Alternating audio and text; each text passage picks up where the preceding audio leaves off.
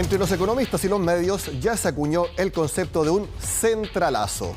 El consenso técnico es que la inédita alza de 125 puntos base en la tasa de interés fue necesaria, pero que aún es insuficiente. Un hecho claro es que, por más que el ente emisor tomó otra medida para frenar el aumento del dólar, esto no dio resultado por ahora debido a la enorme incertidumbre política. Es el tema que marca la agenda económica de este jueves. Se aplicó la mayor alza en 20 años a la tasa de interés y el dólar reaccionó inmediatamente con una potente caída durante la mañana. Sin embargo, pocas horas bastaron para que la divisa estadounidense nuevamente volviera a subir sobre los 820. Hay otros factores que están afectando el comportamiento del tipo de cambio, esencialmente incertidumbre con respecto a algunas decisiones que se tienen que tomar, incertidumbre política, incertidumbre respecto al tema de los retiros de los fondos previsionales, y esto probablemente nos va a mantener con un tipo de cambio relativamente alto. Esto a pesar de que el Banco Central decidiera suspender la compra de divisas, medida que se sumó a la más importante, el aumento de 1,5 a 2,75% de la tasa de interés. Se busca frenar la inflación, que en septiembre llegó a 1,2% y a 5,3% en 12 meses. Nos cuesta entonces ir leyendo al Banco Central. El mercado es capaz de anticiparse de buena manera a lo que va a hacer el central, de modo que no hayan sorpresas y eso minimiza el ruido. Y creo que en esta ocasión eso se perdió un poco. Así que es altamente probable que el equilibrio que se busca entre tasas de interés e inflación no se logre. ¿Ya? Está situado en un 3% para 2 años y lo más probable es que lleguemos a un 4%. Y junto con la intención de que las personas gasten menos dinero, se complica el acceso a créditos, los que podrían aumentar hasta 15% su valor según los expertos. Así endeudarse será más caro, ya que subirán, por ejemplo, los dividendos, créditos de consumo, tarjetas de crédito o el pago de colegios y universidades. Los créditos van a ser más caros, por así decirlo, va a ser un poquito más difícil acceder a ellos. Ya se proyecta que las tasas, incluso en inmobiliario, superen el 6%. Ejemplo, si uno quería solicitar un crédito hipotecario para una vivienda nueva, las tasas pasaron de 3 a 4 a 5 o 6. Y puede aumentar la brecha social entre poder adquirir un bien raíz. El escenario tampoco se facilita para los que ya tienen un crédito por pagar, ya que las deudas se incrementarán junto al aumento de la UF, que llegará a casi 30.500 pesos en 3 semanas. Está aumentando el tamaño de las deudas porque está aumentando la UF y está aumentando el servicio de esa deuda porque la tasa de interés es mayor. Todos los que tienen créditos hipotecarios, créditos de consumo, van a tener, por supuesto, un incremento en los gastos para poder servir esos créditos. La Bolsa de Santiago también reflejó la preocupación de los inversionistas, al caer 0,24% este jueves, manteniendo su fuerte racha a la baja de las últimas semanas.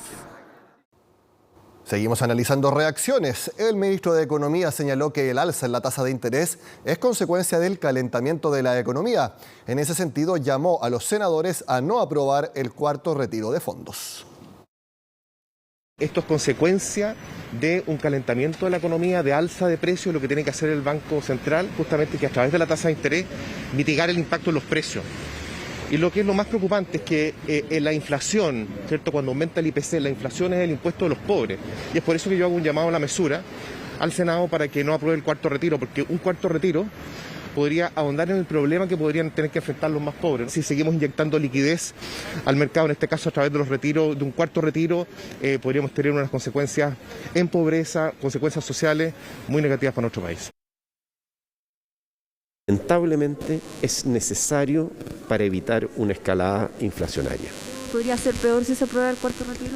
Pues definitivamente, yo creo que el cuarto retiro no tiene justificación en este momento, más los efectos inflacionarios, los efectos en el mercado de capitales, en fin, tasas de interés más altas, lo estamos viendo. Esto no es solamente un tema de mercado de capitales o un concepto macroeconómico.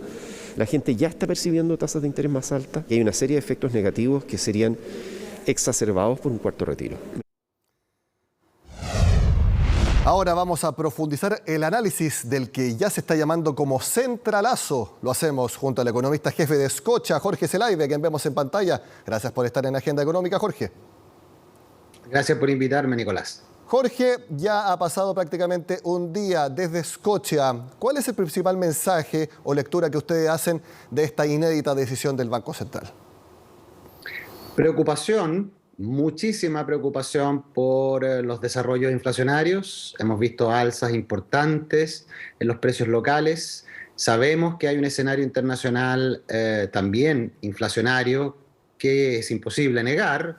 Las cadenas de distribución no están normalizadas, el precio del petróleo se mantiene alto y hay perspectivas de que continúa al alza, pero lamentablemente en Chile le estamos poniendo carbón a la hoguera en la dinámica de precios. Y más preocupante aún, Nicolás, es que los determinantes de la inflación, entre ellos el tipo de cambio, no para de subir, a contrario incluso, o con mucha más fuerza, que otras monedas emergentes, lo que es muy preocupante porque, por supuesto, los bienes transables están determinados en gran medida por la dinámica del tipo de cambio y continúa el proceso alcista. Hablemos del dólar porque en un momento común, con un alza del cobre que este jueves fue de más de 3%, con un alza en la tasa de interés, uno esperaría que el dólar se fuera abajo. En algún momento pasó ayer luego del anuncio del Banco Central. Pero esta mañana, si bien comenzó abajo, subió y cerró en 825 pesos. Es decir, el dólar ignoró absolutamente los factores tan importantes como el cobre y el alza de la tasa de interés. Y eso es lo más preocupante, es la principal señal que creo que hay que leer. Hay que mirar los datos, yo sugiero eso a nuestros hacedores de política. El fenómeno del tipo de cambio no responde a un fenómeno enteramente externo. El peso chileno está perdiendo valor a pesar de que la economía va a tener un crecimiento muy robusto, simplemente porque hay una enorme percepción, que no es de los locales, es de los inversionistas extranjeros, respecto a un desfonde del sistema de pensiones, un nuevo retiro de fondos previsionales, enmarcado en una difícil e incierta elección presidencial y renovación muy importante de la Cámara Alta y también de la totalidad de la Cámara Baja de Diputados. En ese escenario es mucha la incertidumbre política y también es mucho el accionar desde el ámbito de los honorables congresistas en determinando una disminución muy importante en la profundidad del mercado de capitales. Esto obviamente, Nicolás,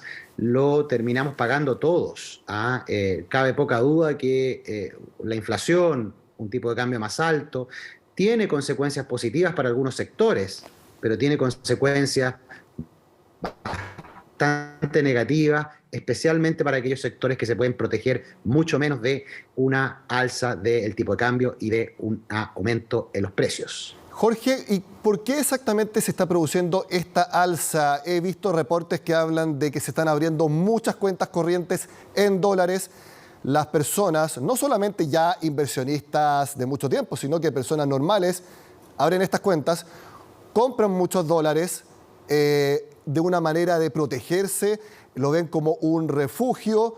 Entonces, medidas como el Banco Central de dejar de comprar dólares para aumentar sus reservas prácticamente fue un placebo ante la magnitud de dólares que se están comprando precisamente para llevarla a esas cuentas. Yo diría que lo que estamos experimentando en el tipo de cambio tiene en parte explicación en lo que tú mencionas. Hay una fuerte demanda por dólares, estamos con una fuerte demanda por bienes importados, la gente está consumiendo más de su canasta automóviles, televisores, ¿qué duda cabe de eso?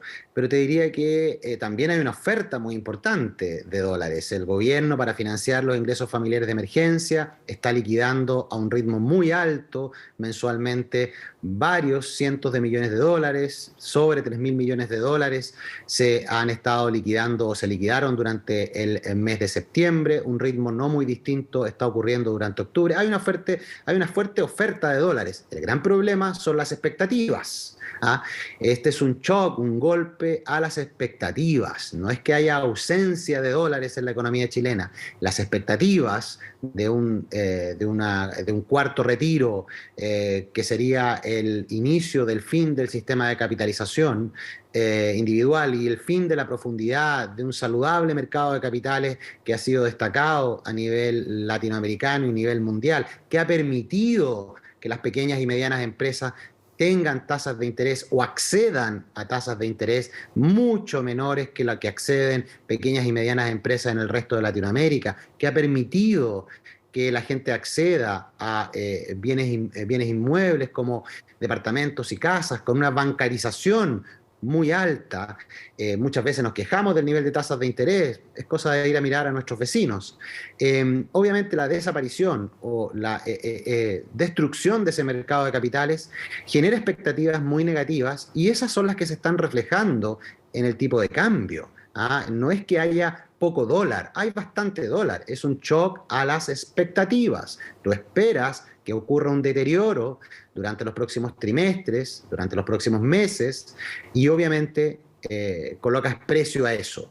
Yo te diría que ese es el fenómeno que está ocurriendo hoy día, Nicolás, y es verídico. Mucha gente, la que tiene acceso, y obviamente ahí se generan efectos muy regresivos, la que tiene acceso se protege, como tú dices, comprando dólares, abriendo cuentas en dólares, sacando los dólares al exterior. Pero ¿qué pasa con el 99% de los chilenos que no tiene acceso a eso, refraseando a el 1% más rico de los chilenos? Bueno, ese 99% de chilenos es lamentablemente el que sufre las consecuencias de este descalabro financiero y macroeconómico. Jorge, esta semana el presidente del Banco Central señaló que en estos momentos no hay nadie en el mercado comprando bonos del Tesoro. Quisiera apuntarte tu opinión sobre eso porque, por ejemplo, el fisco se endeuda a través de bonos del Tesoro. Depende de que se los compren para poder tener ingresos. Cuando yo escuché y dije eso, wow, el próximo gobierno va a tener serios problemas para conseguir ingresos si no puede endeudarse en el mercado local porque nadie va a querer comprar los bonos. Cuéntame un poco sobre eso. Lamentablemente, el alza de tasa de interés que hemos estado viendo en Chile no es culpa del Banco Central. Eso es muy importante, por favor, el Banco Central no es el culpable del alza de tasa de interés. Las tasas de interés vienen subiendo en Chile mucho antes de que el Banco Central comenzase su proceso de normalización de la política monetaria. Comienza cuando se aprueban los retiros, el primer retiro a mediados del 2020 y se acentúa posteriormente. El Banco Central ha ido detrás de este proceso y está haciendo una labor encomiable tratando de parar la inflación. Y yo veo difícil que lo logre si es que el tipo de cambio continúa aumentando. Va a ser muy difícil que eso se contenga, porque como les insisto, el tipo de cambio no quiere detener su proceso alcista, porque está explicado por factores que no están muy relacionados a los desarrollos económicos, la recuperación del empleo, la inversión, está relacionado a factores eminentemente políticos y a un shock muy fuerte de las expectativas de estabilidad y de sostenibilidad fiscal. ¿Por qué fiscal? Volviendo a la pregunta tuya, Nicolás. El fisco se está endeudando para hacerse cargo de esta enorme expansión del gasto público de 34% este año. El próximo gobierno probablemente va a querer modificar en algo la dinámica de gasto y eso va a significar más endeudamiento y al mismo tiempo más impuestos. Obviamente que eso tiene un precio y el precio que todos los chilenos terminamos pagando es el precio de la deuda. El precio de la deuda a la cual se endeudan los bancos, la cual se endeuda el gobierno. Y los bancos no se endeudan a menos de lo que se endeuda el gobierno. Entonces, finalmente son las personas, las pequeñas empresas, las que terminan pagando las consecuencias. ¿Crees tú, Jorge, que de acá a fin de año vamos a ver alzas fuertes también de la tasa de interés? No digo de 125 puntos, pero sí puedan haber de 50, quizás de 75, porque ya se habla de que si en el IPOM de septiembre la tasa neutral, que está entre 3,5 y 4%, se va a alcanzar el próximo año, en el primer trimestre, ahora se habla de que se va a alcanzar ahora, antes de que termine 2021. Así es, Nicolás. Lo más probable es que tengamos tasas de interés en el muy corto plazo, la tasa de política monetaria marcadamente o definitivamente sobre esta tasa de política monetaria neutral, para detener los desarrollos inflacionarios, para detener una economía que tiene algunos atisbos de sobrecalentamiento en algunos sectores, particularmente en el comercio, te diría yo, específicamente en el consumo privado. Hay atisbos de sobrecalentamiento. El Banco Central tiene que cumplir su labor. Definitivamente estaríamos bastante peor si el Banco Central no hubiese subido la tasa de política monetaria, y va a continuar en ese proceso, Nicolás. Lo más probable es que tengamos la tasa de política monetaria sobre 3,5% al iniciarse el 2022, y no es descartable que el proceso continúe de alza en la tasa de política monetaria si la inflación no cede. Y para que la inflación ceda, tenemos primero que calmar los espíritus locales, los animales locales. Tenemos que ordenar el rancho, tenemos que ordenar la situación local. Calmar el alza del tipo cambio viene de la mano de ordenar las políticas públicas. Y hoy día, lamentablemente, esa labor está en las manos de un importante porcentaje de parlamentarios que están en proceso de renovación. Jorge, mi última pregunta. Si bien el alza de la tasa de interés tiene una externalidad positiva si es que se logra, que es frenar la inflación, puede tener la externalidad negativa de que el crecimiento esperado del próximo año sea menor al 2,5, 2,2% que hasta ayer se tenía pronosticado? Vamos por buen camino, Nicolás, para tener un crecimiento superior a ese. Pero por supuesto, si no controlamos la inflación, el Banco Central va a tener que continuar subiendo la tasa, y eso tiene consecuencias sobre el dinamismo de la actividad. Me preocupa muchísimo el dinamismo de la inversión. Las tasas de interés de mediano y largo plazo están en niveles históricamente altas, y esas tasas de interés siempre han estado ligadas a la inversión. ¿Y qué más importante la inversión para recuperar el empleo? ¿Y qué es más importante el empleo para las pequeñas y medianas empresas? Entonces, aquí hay un efecto en cadena del que tenemos que hacernos cargo. Y te diría yo que hoy día, hasta por lo menos el 19 de diciembre de este año, la pelota está en el rincón de la política, y no de la política monetaria, en el rincón de la política. Jorge Zelaibe, economista jefe de Scotia, como siempre, gracias por estar en Agenda Económica. Gracias a ti, Nicolás. Hacemos la pausa en Agenda Económica y al regreso les cuento de la última iniciativa que tomó una empresa de seguros respecto a los anticipos en las rentas vitalicias. Ya volvemos.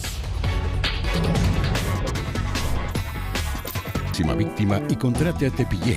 Conozca más en tepillé.cl.